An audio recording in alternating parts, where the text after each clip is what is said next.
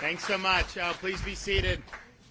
We're excited to be back in Crystal River. I do, before we get into today, just want to let everyone know we are monitoring situation in Indian River County.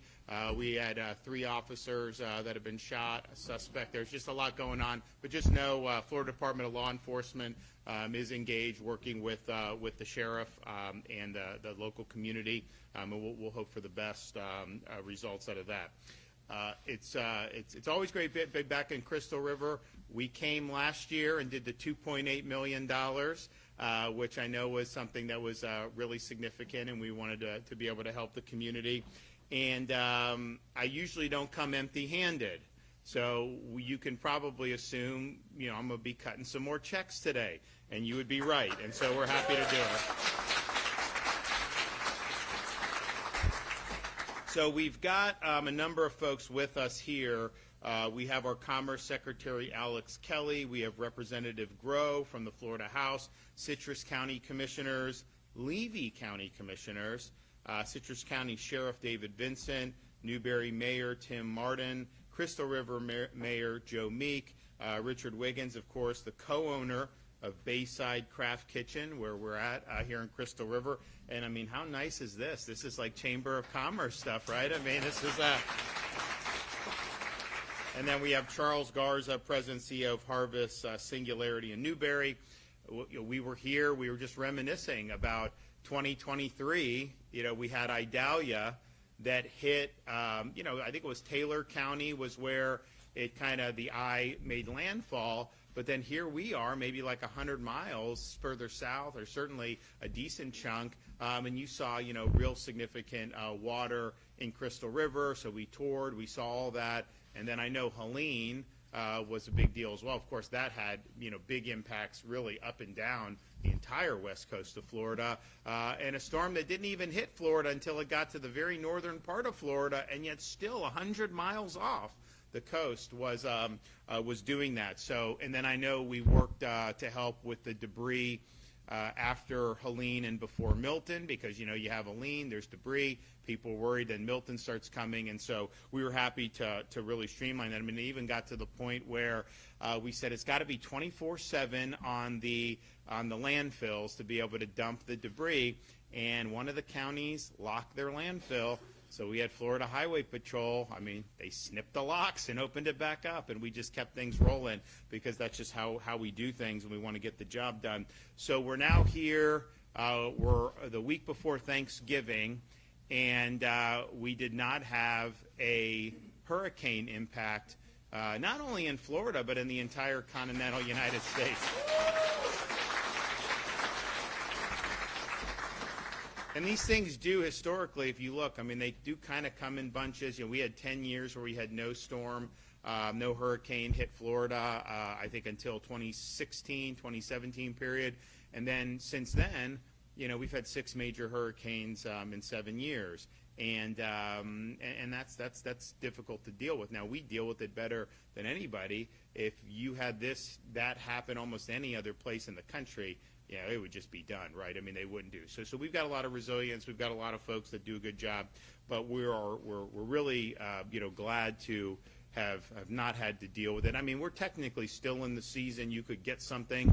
And so, I mean, it's not impossible, but I think most people feel like this has been a positive season for all of us. And we needed it, and we're going to keep going forward. Now, which brings us here today is we really believe in communities all throughout Florida. We're not just focused on the places that everybody, you go to different parts of America, particularly you go to like the Northeast, like they think all of Florida is basically just Palm Beach to Miami, right? Like that's what they think of Florida. They don't think of Citrus County. They don't think of Levy County. They don't think of any of that. But we know obviously we've got a lot going, and we want to be helpful. And we were just at the Rural Economic Conference yesterday in Ocala. The thing about it is, I could bring like $50 million to Miami or Tampa or something. It's almost like, okay, not that people don't appreciate, but you bring support for some of the rural, I mean, they really appreciate, and the money goes a lot farther to do some of the things that they're doing. So we've been a big advocate of really doing this. And I know you've had great legislators in the area. You know, you had a great senator here, Blaise Ingoglia.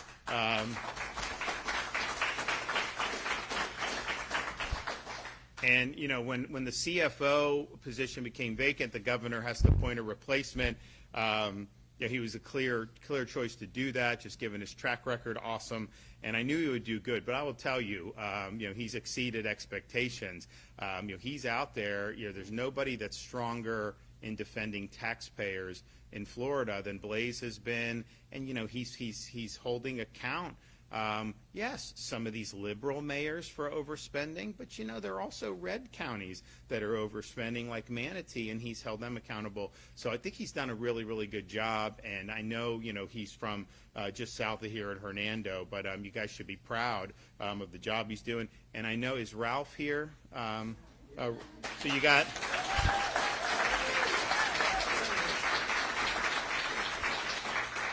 So you got a good one incoming, and I mean, like these special, it takes a long time. It's like Blaise we did like months ago, but by the time you do the primary and all that, but I was really pleased to support Ralph on day one. He's done a fantastic job in the legislature, and we'll pick up right where Blaise left off in the Florida Senate. So congratulations. I know the election's coming up, but I wouldn't... I wouldn't want to be opposite Ralph with a D next to my name. I know that on the ballot, so I think he's going to do pretty good. We are, you know, we're proud of having led on so many different things in terms of economic opportunity, but you know, we're in a period of economic uncertainty for this country.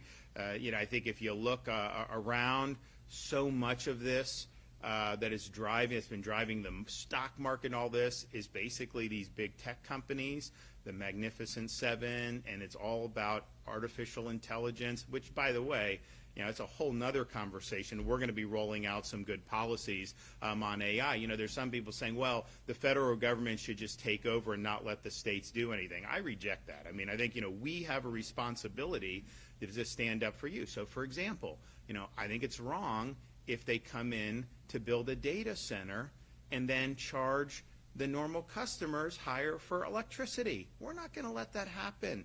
That's not right. I think it's wrong if they are using your likeness and putting out, you know, false information under you, because sometimes it's hard to even tell, you know, it is. I think it's wrong if things are targeting children, particularly for sexual exploitation, and we've seen technology being done this is kind of take it to a whole new level. So we're going to defend, you know, our right to be able to basically protect your freedom. And the way I view it is, yes, my job is to protect your freedom from government. In the state of Florida, we have millions of more people than New York State. Our budget's less than half of their budget. We have the lowest number of state government workers per capita in the entire country. So we've got a very lean government, and I think we've done it well.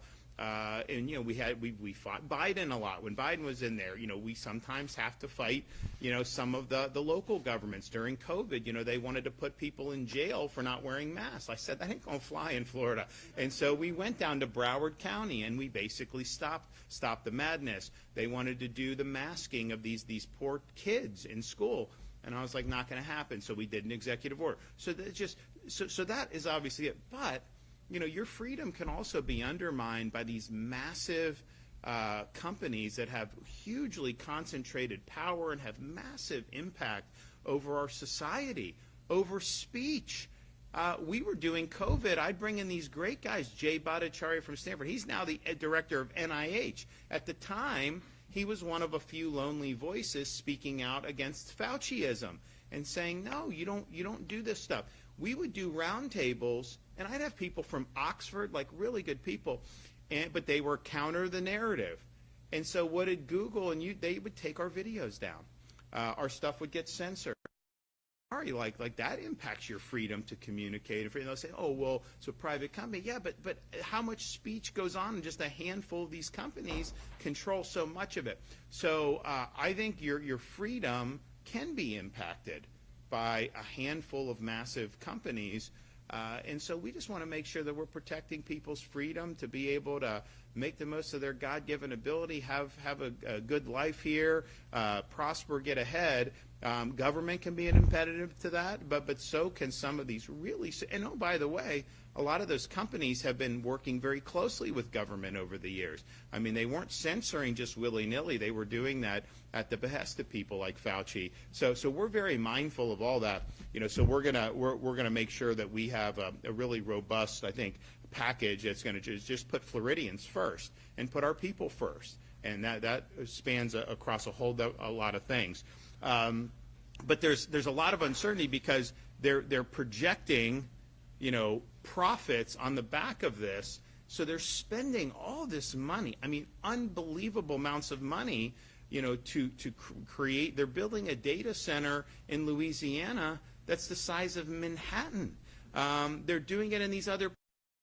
And it's like, okay, you need this infrastructure, you got to have all this for computing, but the problem is, something like OpenAI, they're not making a lot of money. I mean, they're not making any net profit, but their revenues. So it's like, where are you going to go? And like, if that doesn't pan out, then you're going to start to see all kinds of shock waves go through the entire economy. And I think what we've done in Florida, we've been ranked #1 economy 3 years in a row by both CNBC and U.S. News World Report, but we have a lot more durability than we used to have. We have way more manufacturing. We've added tens of thousands of manufacturing jobs just since I've been governor. We've got a huge space industry that is booming. Unlike, I remember 15 years ago it was dead, right? Obama retired the shuttle, totally dead. We have that. We do have a lot of finance that have moved out of New York City. I mean, wouldn't you, if with the way it's been governed? I mean, like, and now they're going to have a new mayor, and people are going to be longing for people like De Blasio because this guy's going to be more left than him, and it's not going to be good for public safety and all these other things. So we're doing that, and we want to make sure we continue to do that. But there are certain things that that are not susceptible to necessarily what the market's doing, what the Fed is doing, what Congress is doing, because Congress isn't going to do the right thing. So you have all this. The things that we can do to be helpful are really on supporting infrastructure, making sure that communities are able to bounce back if we do end up having storms in the future. Making sure that we're paving the way to have more economic opportunity. And one of the tools that we have for that is something called the Job Growth Grant Fund. It's a fund that the governor is able to do projects. So the locals submit their projects, and sometimes they'll say, hey, we're going to do 10 million, can you do 5 or whatever, and however they want to do it. And then our Commerce Department evaluates it, and then we kind of make decisions, what can get the most bang for the buck. And so, there's a lot of things that are done that are good. We've done a lot on job training. We've done expanding commercial truck drivers, which I think is really important, and they need to know English when they're driving these trucks. I mean, how stupid can you be to put somebody, now we don't do it, but California, putting people behind the wheel who can't read the street signs, can't read what's on the interstate. It's just insane. So we've worked on that. We've worked on concrete skills in high schools and in state colleges so that you do. And that's a whole nother thing with this artificial intelligence. People are almost bragging about it. They think it's like a good thing that it's going to take all these jobs away from people. I don't think it's a good thing if people do. But the question is and whether that's true or not, the people that have the concrete vocational skills, like that's going to be necessary. You're going to continue to need that. HVAC, you're going to continue to need welding, you're going to continue to need all that stuff for the foreseeable future. So we've worked hard to do it. And, so they'll do it, and we'll look to see, okay, what does this do? What does this do? I was telling the story yesterday in Ocala. They came to me a couple years ago, probably about 2 years ago, for an interchange off I-75. And, I-75 in Ocala can be a problem. We're actually doing a lane expansion there, and that's all underway. We accelerated that by a decade. So hopefully, that'll offer relief. But they're like, hey, we want to build this. And I'm like, all right. So I'm looking at the thing, and they're like, yeah, we think we can, if you do an interchange here, if you do an exit, we can, create a pathway to an industrial park. right, okay. And then they're like, and we think we also, may be able, to go and you can do something else or whatever. And I'm like, all right, yeah, it's good. And, but I hear a lot of this stuff. And then finally they're like, oh, yeah, and if you do that, they're going to put a Buc-ee's in right there. And I was like, all right, well, I'm sold. I'm doing it at Buc-ee's. Like, no question. So they actually are doing Buc-ee's off I-75 in Ocala. And so you guys, when you're doing, if you go north on 75, I don't know exactly. Do you know when it's going to 2026? 7 or 6? 2026. You'll be able to do it. Have you guys been to Buc-ee's? Okay. If you haven't, look, nobody knows more about service stations than me, okay? Because I travel the state. I've been to almost every Wawa. I've been to Busy Bee. I've been to, all these places. And so I know. So we have 2 Buc-ee's, and it's from Texas. One is in St. Augustine off 95, World Golf Village exit. The other is off in Daytona off the LPGA Boulevard exit. And so we went to the opening of the LPGA Daytona one, and, we're cutting the ribbon, all this other stuff. But you go in there, and I've been in, I mean, for a service station, it's Shangri-La, right? I mean, 90 gas pumps. You go in, it's like a department store. I mean, you can get clothes and all this other stuff, whatever. Then they have unbelievable drinks, any kind of drink you want, and they have a barbecue made to order, just doing brisket and doing all this. They're doing, a lot of times they'll have delis where they're doing stuff like Wawa does. They have a fudge station where they're churning out fudge. Then they make their own jerky, and then they have these things called beaver nuts. So it's all these other things. So I will tell you, I mean, you go in there, I mean, it is just, it's swamped. It's like a kind of an experience. So you guys are going to get one pretty close to here, and I think that you'll like it.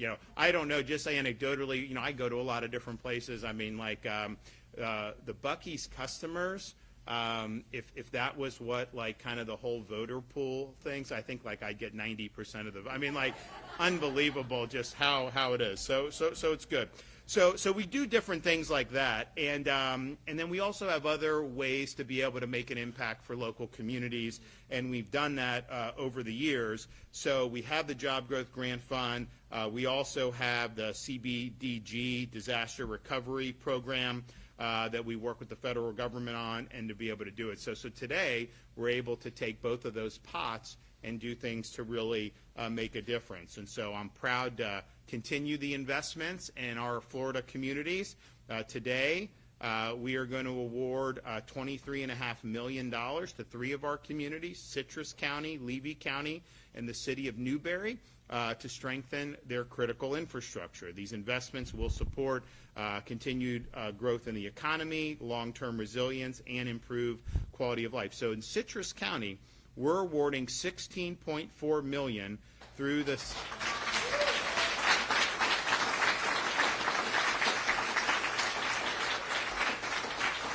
You didn't even know what it's for yet. I guess you figure it's going to be good, right? So $16.4 million to replace a sanitary sewer system following the intrusions that we saw in the 2023 and 2024 storms. This has been an outdated system. It's limited the county's ability to grow by upgrading it. We're going to protect homes, businesses from future storm impacts, but also obviously serving for the overall economic base as well. And so this program opened on July 1st, 2025. Florida Commerce received more than $1.9 billion in requests for the $400 million available. So there are many needs that people want, and we're glad that Citrus County is able to have snagged a good chunk of that. City of Newberry. Who's from Newberry here? What do we have? Yeah. Have any of you been to Newberry? Okay. So, it's like Alachua County politically is tough, right? But Newberry is it's like you wouldn't know it's there. It's a little bit different ball of wax. So, City of Newberry, we're proud to award $5.6 million through the Job Growth Grant Fund to support roadway and water infrastructure improvements at the Newberry F300 Ag Food Tech Innovation Park. So, congratulations on that.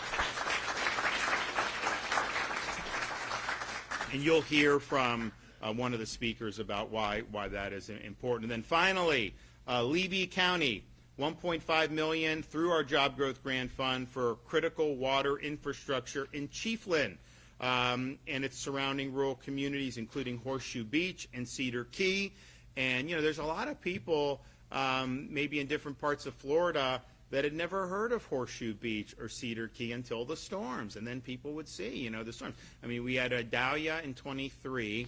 Then we had Debbie, which was not a major hurricane, but was a hurricane in August of 24. Then we had Helene, and then Milton didn't impact that far north as much. But those, 3 storms in about a 13-month period, that was a really, really big deal, and it impacted those areas in a really big way. And I'll tell you, so we were at Gainesville, actually, University of Florida. We created something called the Hamilton School for Classical Learning and Citizenship. And, it's basically like doing what the Academy should have been doing this whole time, which is focus on the things that really matter, great books, Western civilization, foundations of America. And, we've brought in people because we had to change the way, people would always tell me, why are these universities indoctrinating? Why can't we do it? And part of the reason is because, okay, you want to bring in somebody different? They go in front of the faculty that are already there. Well, guess what? If you don't toe the line, you think you're getting tenure from those people? No. So they enforce intellectual conformity through having the faculty able to veto new professors coming in. So we work with the legislature. We changed the law in Florida. And we said 2 things. 1, all tenured professors must undergo review every 5 years and can be terminated for poor performance. 2, the presidents of the universities and the boards of trustees, they can directly recruit professors to the university without being subjected to the faculty veto. So we've been able to bring in. We brought the top Civil War scholar from Princeton, is now at Hamilton School. This a great scholar from Harvard. He had been at Harvard for 40 years and he couldn't take it anymore, and so he's coming to UF. And then we had a lot of these young people. Like some of these professors are coming up to me and they look like they're in their 20s, like very young. I think they're probably older than that, from Oxford and from Cambridge and Vanderbilt and all these places, coming down there. But anyways, I was telling them, and I was like, have you guys gotten to explore Florida or whatever? And some of them were like, well, we went to Miami. We did not. I'm not saying don't do that, but I was like, if you go from Alachua, if you just go like to the West Coast, like this area, look at the Springs, you look at places like Levy County, you look at places like that. I mean, it's old Florida, right? It's really, really pretty. And I mean, I remember going when we were doing some of the hurricane response last year, we're doing stuff, we're helping out checks. So we stop at one of the places for lunch. I think we were probably in either Steinhatchee or Horseshoe Beach. Maybe we were Steinhatchee. And I go to this place, this family-owned restaurant. We're eating lunch. And, the fella comes up to me. He's like, do you like stone crabs? And I'm like, is hell hot? I mean, of course I like stone. I mean, and so he brings these massive stuff. I mean, like way bigger than I've ever seen, or even like Joseph. I mean, like just massive. And it's like, this fresh stuff. It's all. So I tell him, I was like, you guys have got some really great stuff, right at your fingertips, which is, a different pace. And I'm not saying like, look, you have like, hotels and condos like on South Beach, whatever. I mean, like there's a place for that, but that's not what you want for the entire state, right? So you go and you're able to do this, and they're like, oh man, I want to go check it out. I remember coming, we used to do the Springs, and we could go, swim in some of these areas. I remember as a kid, Ted Williams had his museum here, the Hitters Hall of Fame. And, he used to fish here and stuff. So as a kid, I came up and I went and we were in Dunedin. So it was like an hour and a half drive. You go and you got to see it was probably longer than that because I don't think they had the expressway at the time. That expressway makes it a lot easier to get to Tampa and up. So you do that and you've seen that, and I'm looking around. I'm like, man, this is really, really nice. So we really believe that there's a lot of great stuff. And the hurricanes obviously are tough. But I think people have bounced back as good as they can. So here in Levy County, this is going to be really important to make sure that they get this situated because they've got a lot of great stuff there. It's really a cool part of Florida. So, all right, we're going to do the checks. We'll take some photos. Then I'm going to invite the other speakers up. So who do we have first? Citrus. All right.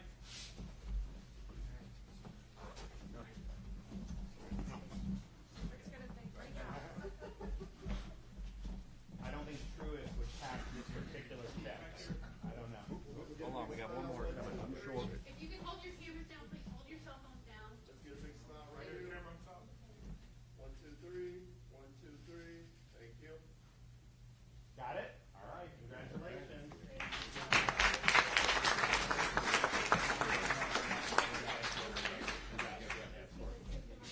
Thank you so much. Yeah. City of Newberry. Newberry. All right. The Gators going to beat the Knowles next weekend? Yes or no? Right there, 1, 2, 3. 1, 2, 3. Thank you.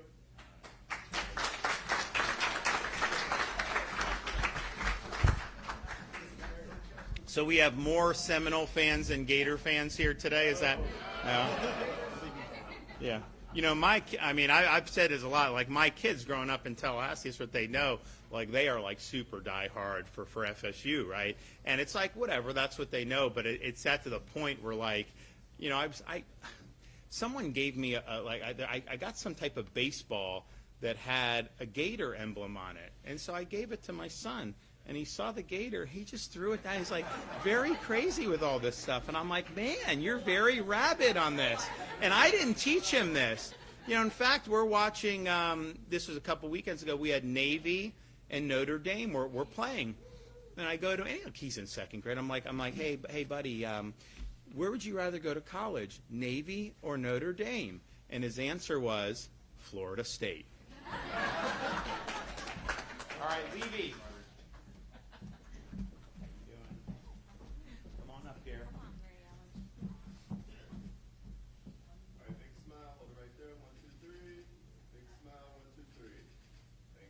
Okay.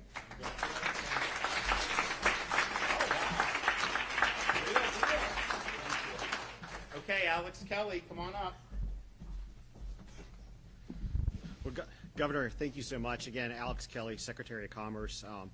Governor, thank you. You know, the projects that you're announcing today, they really are part of a focus that you constantly direct us to take a look at projects that have first, I think, a layer of infrastructure readiness, creating that resilient, permanent infrastructure for communities. But it never stops there. It's a focus. All three of these projects then really feed into readiness for the workforce, and ultimately helping all three communities that we're celebrating today, I think, really have the kind of assets and resources that make job creation possible and sustainable and supportable.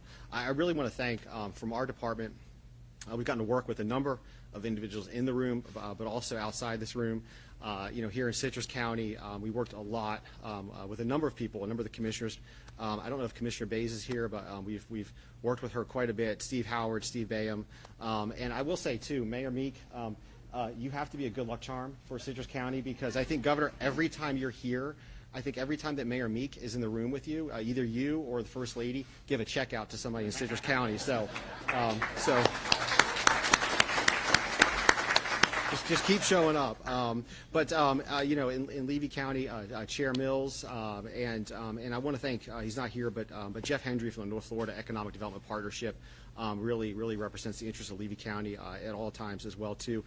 Mayor Martin from Newberry, Scott Engel from UF IFAS is here as well. Has been a tremendous partner on this project. Charles Garza, it's been great to hear from you and learn about Harvest Singularity and your investment, not just in Newberry, but your investment as you're planning for really throughout the state. I want to give a big thanks to Representative J.J. Grow. We spent a lot of time. Yeah.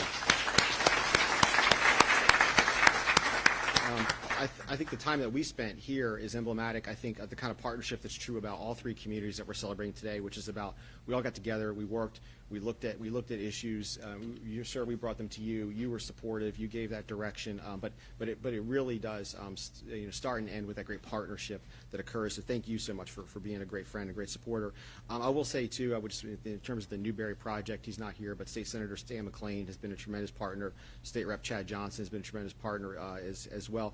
I just want to say, just maybe to add to your points, Governor, all three of these projects, it's about infrastructure with intentionality. All three of these projects are not just singularly about resilience. Of course, they start with resilience, but they really are about infrastructure with intentionality, and they really are about a continuing conversation that, Governor, you lead and we have with all three communities, which is to continue to make all three communities that we're celebrating today great places to raise a family, start a business, get an education, grow talent, and really just call it a great place to live, play, and work. So thank you all so very much, and Governor, thank you so much. Okay.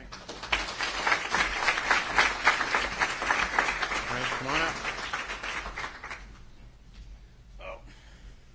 Hello, Richard Wiggins, co-owner of Bayside Kraft Kitchen, Waterfront Social, Tiki, Paddle Tails, all on the water, and Catch 22. One thing I wanted to kind of talk about is they wanted to kind of tell our story. I think what I want to tell as an owner, what people don't see as an owner with a lot of employees, what happens before the storm comes. There's a lot of tension, a lot of stress, a lot of concern from the employees, and that's kind of the side I want to talk about. They're worried about their jobs. They're worried about, we obviously pre-plan, try to do anything we can to recover. And then the storm hits and whatever happens, and everyone sees the debris, the destruction. That's the easy part. That's what everyone sees. That's typically pretty fast for us to clean up and fix. The hard part is telling the employee that, hey, we're not sure when we're going to have work again. They come and they work really hard to help us clean up and do all that. And then there's obviously some infrastructure stuff that we have to do, and then we're not sure when they're going to work again. And that's obviously concerning. And then what we learned from 2 storms in a row is that if you push really, really hard, and this is probably more the tourism industry than the hotels, the restaurants, and things like that, is when you push really hard to get open. Unfortunately, everyone in the community is dealing with their home, dealing with other things, and then also other people in Florida don't say, hey, let's go to Citrus County where they just got 9 feet of water. I don't know how many feet of water it was. So even though the businesses get open, we still struggle financially, and our employees still struggle. So I think that's one of the things that I would like for people to think about, is because yes, it's expensive, it costs money, there's insurance, it's a pain for the owners, but there's a personal side, because you have an obligation, at least I feel like you have an obligation to your staff, right? Just like I feel like if it's going to happen, let it be in a smaller community, because what you saw last year with the second hurricane coming, and it was spoke about a little bit, was how the community pulled together and helped and got the debris up and worked really hard to make sure we didn't have more damage. So I think that's great, and I think that's one thing that I just want everyone to understand as an owner. Everyone thinks it's money, money, business, business, business. But there's a lot, and it's not just them. It's someone's wife, it's someone's husband, it's someone's kid, and it trickles down. And what you see as recovery, that recovery financially for a lot of people, even the businesses, it doesn't get fixed in 2 months. It's multiple years to recover. And I think about the families that don't have the resources, in the savings to recover like that. So that's probably what I would say is a story to think about when you think about this disaster. This is about people. The buildings can be replaced. Anything material can be replaced, but people can't. And that stress they get before, and that stress during, and the stress of not knowing, as everyone knows, being in the if and the mindset is really, really tough. And just picture yourself, being a young family, not knowing if you're going to have income. So that's kind of the story I want to tell. And I appreciate it. Thank you guys for giving me the opportunity.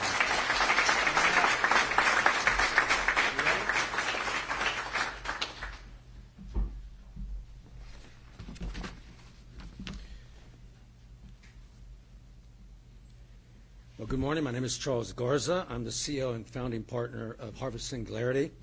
We develop and operate industrial 100% controlled environment hydroponic greenhouses, and we are building our first 2 facilities at the F300 Ag Food Tech Park in Newberry, which was referenced earlier this morning. Our plan is to build and operate 10 industrial 100% controlled environment hydroponic greenhouses throughout the state of Florida, with the aim of making Florida the U.S. leader in controlled environment agriculture. Each facility in Newberry will be 325,000 square feet in size. The investment in each facility is $66 million. The average number of employees per facility between 50 and 60, and the average salary per facility $91,000. Each of our technology-driven greenhouses will utilize precision agriculture, AI, robotics, to produce nearly 4 tons of non-genetically modified and organic leafy greens every day. That's one farm, all without the use of pesticides, fungicides, and herbicides. Our production output requires 94% less land and 95% less water than in conventional ag. In fact, our facility will require 40,000 gallons a day to operate, but all of that water will be captured from the rain, requiring no water from the municipality, even though we connect just in case. Our cultivar focus in the first 10 farms will be leafy greens, tomatoes, and strawberries, and our total investment in Florida as a whole over the next 5 to 7 years is $660 million.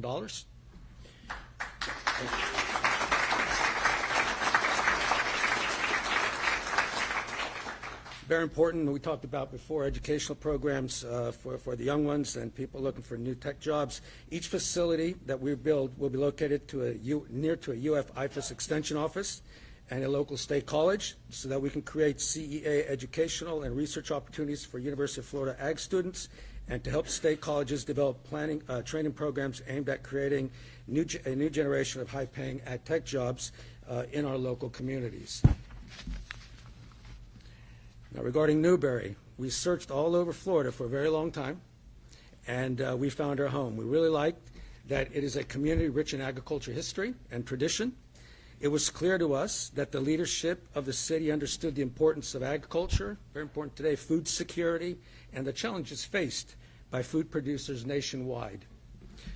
The minute we all met, it was clear to us in our organization that Newberry was a place where we would invest first. So thank you, gentlemen, for that opportunity. Another big decision driver for us to invest $132 million in Newberry was Newberry's F300 Ag Tech Park, made possible by collaboration between the City of Newberry and UF IFAS. So Dr. Engel, kudos for that collaboration. We understood immediately that we needed to be a part of this great collaboration, and that is why we decided to establish our first 2 high-tech farms in Newberry's F300 Ag Tech Park. Today, we're proud to be the first industrial ag tech company to call F300 and Newberry our home. So very glad for that. And in fact, we are making our headquarters there. I would like to thank Governor DeSantis and his team for seeing the same things in Newberry that we saw. We share the governor's enthusiasm for what we can all do together, and I can't wait to get it all started. This was really an unexpected surprise, one which gives me confidence that we made the right choice, and today we are happy to be part of the Team Berry. Thank you very much.